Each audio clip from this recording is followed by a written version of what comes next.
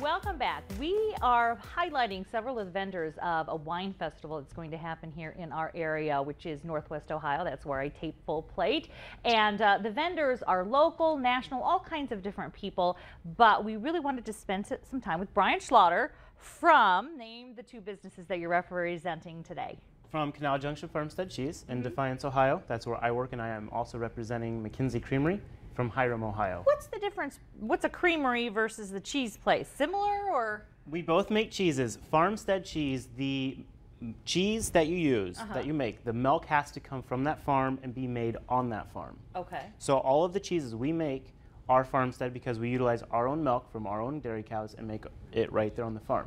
McKinsey Creamery, she is a small artisan creamery. She sources her milk locally from local goat farmers and then brings it back to her facility. She does not have a dairy farm on her farm. I see. So that now I have the difference. Yes. And you ship all over. Again, we're going to make sure you have a link, fullplate.tv, and of course to this wine festival if you want to actually meet Brian. Are you going to be at the wine festival? I am going to be at the wine festival. You can come up and meet me. Excellent. Try the cheese and absolutely. enjoy it. And you're a cheese expert. What's your Sure. favorite kind of cheese? What's your favorite? My kind of favorite kind of cheese. I cheese? love. What's the difference between this and going to the grocery store and getting a bigger company's cheese? You know, what am I going to find in terms of a smaller house? What you're going to find here is you are going to find flavor. Lots and lots of flavor variations within the cheese itself and then from cheese to cheese. And these are not flavors going to be like, oh, this is a cheddar, this is a Swiss. No, this is going to be like if it's a cheddar or a Swiss, you're going to be like, whoa, this is a cheddar that has these awesome, wonderful. Knock me down. Yes, knock you down flavors. The same thing with the Swisses.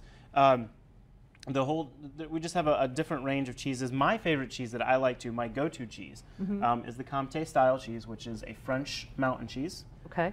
Which comes associated, most people know it as Gruyere.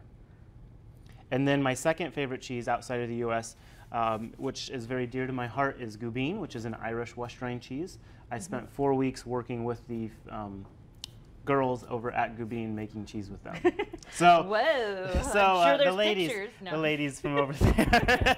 All right, so tell me what we're going to make here. We are going to make the Schlatter favorite breakfast of eggs and cheese sauce, and then we are going to do Brian-style toasted cheese, as I call them, cheese toasties. Cheese toasties, and I call it grilled cheese because that's how I roll. Okay, so first up, let's go. First up, we're going to do the cheese sauce first. So the first thing we're going to do, it's very simple. This is your basic white sauce that you can use in just about anything that you want to use. Put it on your pasta, put it on a nice piece of poultry, yes. all that kind of. With the springtime coming up, you have your asparagus coming out before too long. You can do your grilled asparagus with sauce over top of them. This here lends itself beautifully because not only can you do it very nice and elegantly with a good piece of bread, some eggs, you put meat over top of it, some veg. You can also do this family style in a casserole, and where you just make it, you pour everything in there, and then you have it. You can just rewarm it and go from there. So once you get the butter melted, then you add the flour to it, and you want to get that into make it into a little paste. Okay. And as soon as we get that to be a paste here, because the flour is going to, it's the thickener. We got to thicken it down a little bit. It gets the stuff that sticks everything together. Yes. Okay. And then what else do we have in our ingredients? In our ingredients, from there, you can put in, then you need a cup of milk into it. And no specific, I mean, we can use 1%. You can use 1%, 2%. Of course, I like whole milk. That's my favorite. That's what I grew up on. And clearly, cheese and milk makes a person grow tall. How tall are you, Brian? I am 6'72" 6 feet even. 6 feet even. 6 feet I feel even. kind of short today on the show. I did not eat enough cheese. No one would ever accuse me of not eating enough cheese. Oh, that's good. That's good. You just keep mixing this together there. If you need to add more flour to it, you can add more flour to it, depending on how thick you want it. Okay. This is going to be kind of a thin one here. I like a little bit of zip in my sauce. So I am going to take a spoonful of coarse mustard, put that in there. And then you want approximately a quarter cup of cheese. Shred it, quarter cup, shred it. But as I'm going to do, just add. And of course, you always have to try. Yeah, for sure. Now this That's is getting me into trouble. This is my special. One of the cheeses we make, which is a Gruyere style cheese. Occasionally, I hold back a wheel and let it age for 12 to 18 months. And I used to sell them out, and I finally decided, you know what, I work too hard to constantly sell this stuff to other people. I'm going to keep it, hoard it, and eat it myself. That is a good plan. So that's Brian's what I do. cheese. There's a post-it note. Brian's cheese. Yes. Who moved my cheese?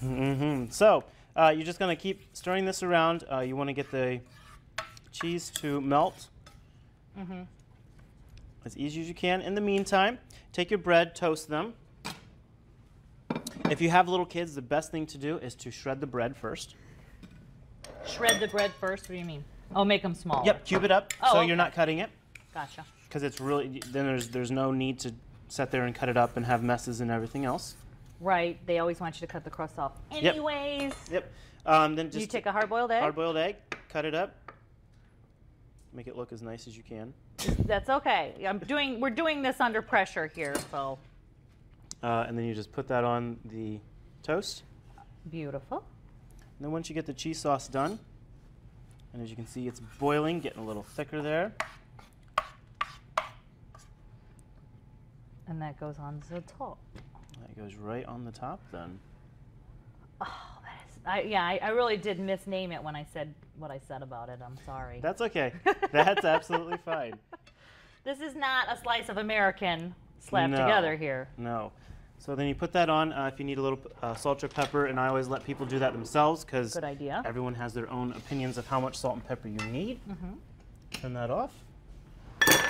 And then now, like I said, we can buy your cheese in the local area at a Yes. couple of grocery stores, but then we can also, you ship your cheese all over the We place. ship our cheese all over the lower 48. The lower 48. Lower 48. We Oh, haven't done poor Alaska. Hawaii. We haven't done Alaska or Hawaii yet.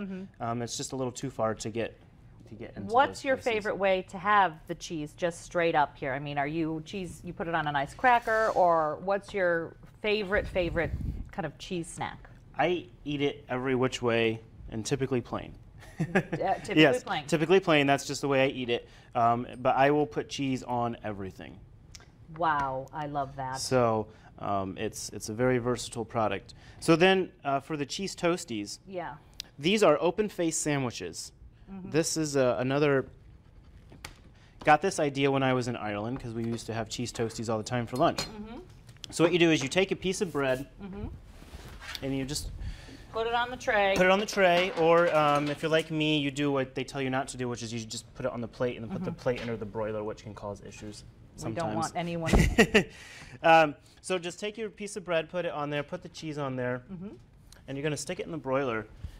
And the key to doing a cheese toasty, or actually any cheese, especially when you're melting it, is everyone stops right when it starts to bubble just a little bit. And what are we supposed to do? I always like to let it bubble till it goes brown. Then it's Ju- a little tiny bit crispy And on it's the a little edge. tiny bit crispy, and the flavors come out just a little bit Okay. more. All right, now I'm gonna go to break here because Okay. that is cooking in the oven, and when we're gonna make our dessert with caramel apples. But while we're doing that, you keep working and get that grilled cheese, which it's not grilled cheese, cheese toasty ready for us. When we come back, we're gonna make the secrets to caramel apples and finish up our cheese toasties. That's really good.